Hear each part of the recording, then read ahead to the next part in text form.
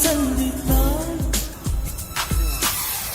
நான் என்று சொன்னாலே நான் அல்ல நீதான். நீ இன்றி வாழ்ந்தாலே நீர் கூட தீதான். உன் சுவாச காற்றில்